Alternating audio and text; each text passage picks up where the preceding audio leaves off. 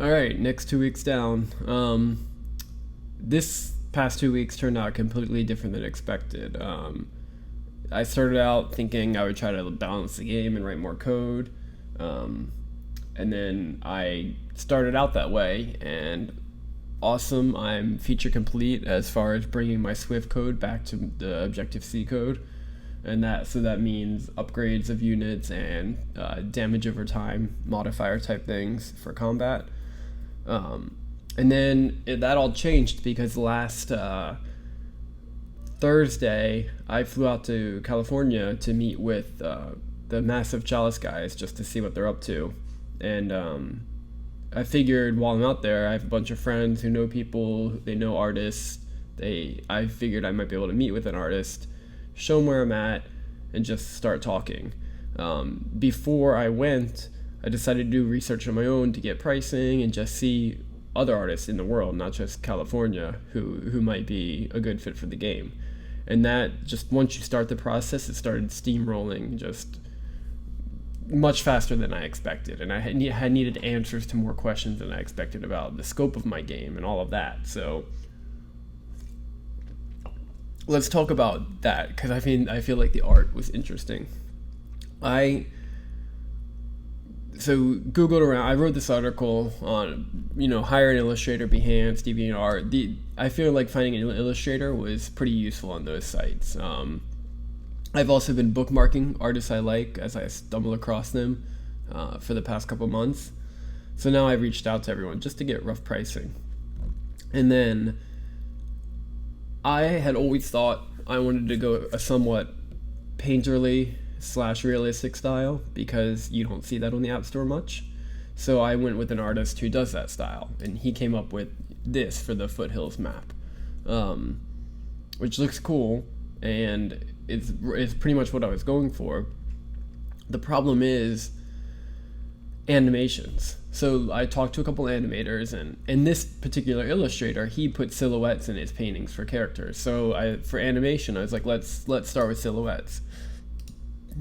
This is what we came up with for a silhouette, this shape. And I feel like, ignore the animation for now, just the shape of that character. I feel like it's an iconic, easy to work with look.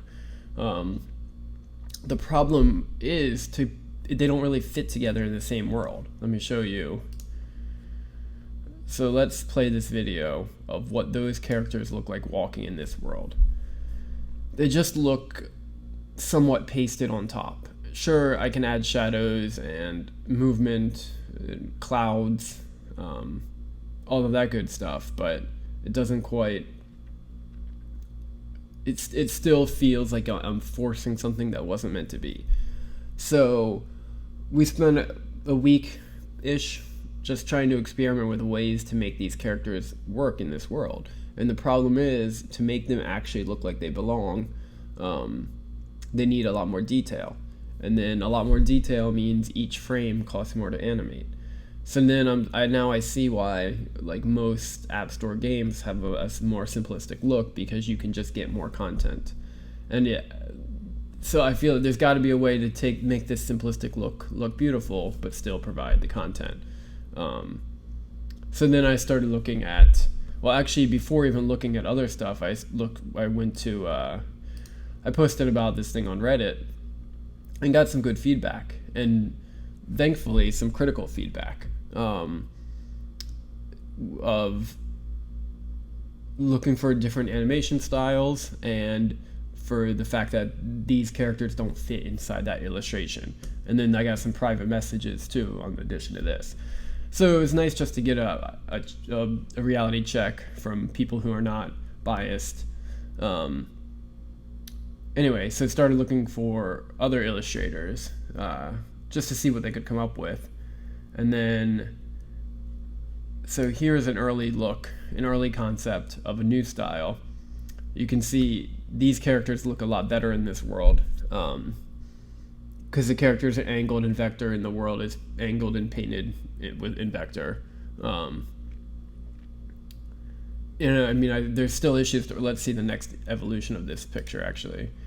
Show you a little more detail, like the ice lake down here, the bridge, the castles coming along. other than a little bit too much noise of where the actual game takes place, this is much, much, much, much better for these characters to live in, and it's still a style that, while cartoony, it's still angled, and it's not like just your fun generic cartoony. So I'm very happy with this direction. And then on top of that, the artist who's doing it is just awesome to work with. Me and Chris both may use him, which we didn't want to do originally when we started out the contest, but he lives in Florida. We've got along with him so well. It seems too good to turn down. Someone who could care about both of our games. We'll probably still use separate animators, but it's likely we'll both use this guy.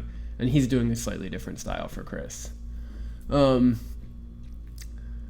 then, so now to make it more interesting, the guy who invented these characters, here's another concept he came up with for a potential giant and rhino.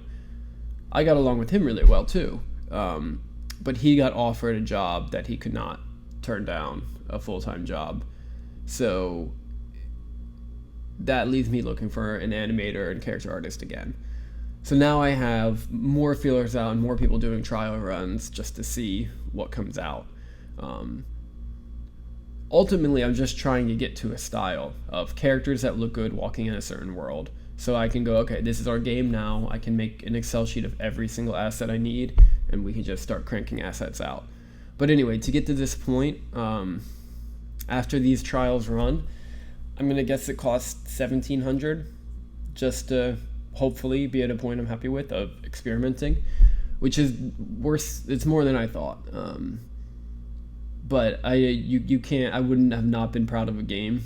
Like, if I had to actually go continue building a game, if I didn't love the art style, it would have just felt like settling, and why spend more money on something you don't love in the first place? So it's money well spent. It's just been a long process and a lot of emails and a lot of just fear that things won't work out because you are trusting your game, your baby, in someone else's hands.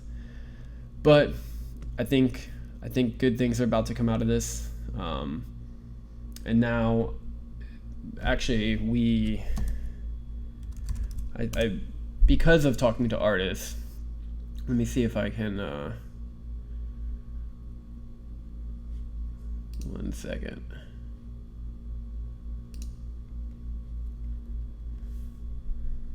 Here we go. The scope down here. So 12 illustrations, 150 environment details, 12 to 20 storyboards, a main menu, a combat screen, a world map, character portraits. Like, these are all the illustrations I need, and I did the same for animations, and I wrote out the script and what I'm going to put on I just went through everything. This is like a 20-page document of everything I think I'll need for the game. That was a totally useful exercise because it focused my game. What was in my head is now a little bit more concrete, and I can tell an artist, is it reasonable in this budget, in this time, and they can give a better answer. So now I'm going to start building the framework of the game, not the level, to switch scenes and know what to show when. And because I believe in any time now we're going to start from level 1 and start building the game up. So I'm not quite sure how this week will play out, but it will be fun. And then you catch me again in 2 weeks. See ya.